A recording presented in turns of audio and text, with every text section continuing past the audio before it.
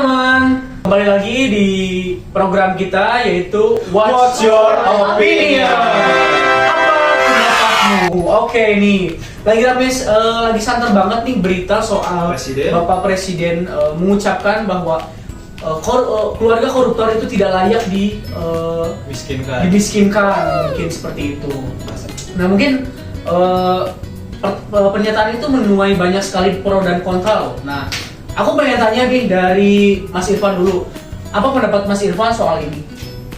Boleh, menurut saya sendiri RUU perampasan aset ini sangat setuju sekali ya, karena selain membuat efek jerah pada koruptor tersebut, juga untuk supaya keluarga koruptor tersebut merasakan apa yang dirasakan oleh rakyat, terutama rakyat kecil, karena yang mereka ambil tersebut sangat merugikan sekali. Jadi Bukan haknya. itu adalah hukuman yang menurut saya setimpal untuk koruptor, karena hukuman koruptor sendiri sangat ringan, lebih ringan dari yang maling ayam ya teman-teman. Oke. Dari saya ya. Benar-benar sih, saya beberapa kali dengar kasusnya nih. Oke. Menarik sekali pendapat dari Mas Irfan, tapi kita lanjut deh ke Teh Adel dulu dong. Gimana nih Teh? Kalau dari aku pribadi sih sangat amat setuju ya dengan adanya kebijakan perampasan aset ini. Dikarenakan ini tuh sebagai bentuk hukuman yang bisa kita bilang tuh hukuman jerah gitu, melampaui penjara biasa aja. Karena kalau misalkan cuma di penjara, itu otomatis keluarga yang melakukan korupsi itu masih bisa menikmati hasil dari korupsi tersebut gitu kan.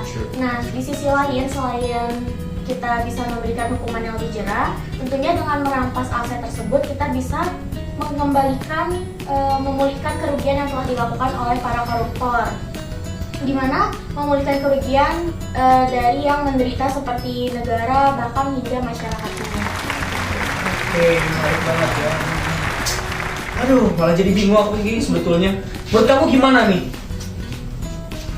Terus sejujurnya Mas Opik, saya juga sebenarnya bingung ya tentang koruptor dan perampasan aset ini.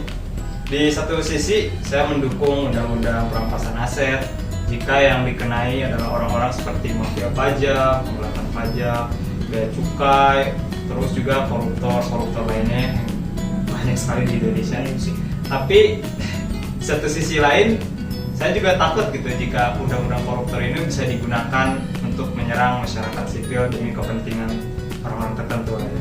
Contoh mungkin orang-orang yang memiliki hak tanah ataupun hak barang berharga lainnya yang mereka tidak kena kasus apa-apa, tapi demi kepentingan orang-orang tertentu hal itu dijarah. Bisa digunakan juga untuk menyerang masyarakat sipil. Jadi mungkin ya dari saya sendiri gitu ya, saya mendukung undang-undang perampasan aset jika lebih perjelas gitu siapa yang kira-kira layak untuk asetnya dirampas, koruptor ataupun apa. Jika secara general gitu undang-undang perampasan aset kita nggak tahu kan siapa yang akan menjadi target berikutnya, dan itu bisa membahayakan kehidupan tentunya masyarakat menengah dan juga miskin gitu kan. Mungkin itu sih dari saya. Oke, menarik banget ya. Oke.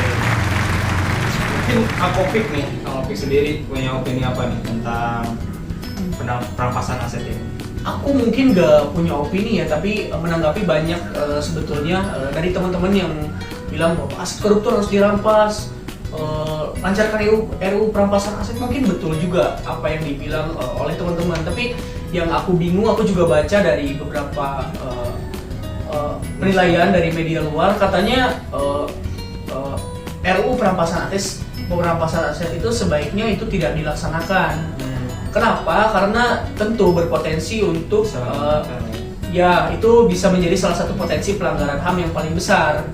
Karena perampasan aset secara cepat tanpa melibatkan proses hukum yang jelas itu tentu berisiko tinggi untuk melakukan kesalahan pada tindakannya mungkin seperti itu. Salah satunya itu tadi Mas Iki, kemudian mengurangi kepercayaan publik terhadap hukum. Nah itu yang sebetulnya menjadi kekhawatiran kita, karena masyarakat itu sekarang itu kalau misalnya kita sama-sama lihat di media sosial, yaitu ternyata banyak masyarakat ini yang curiga gitu.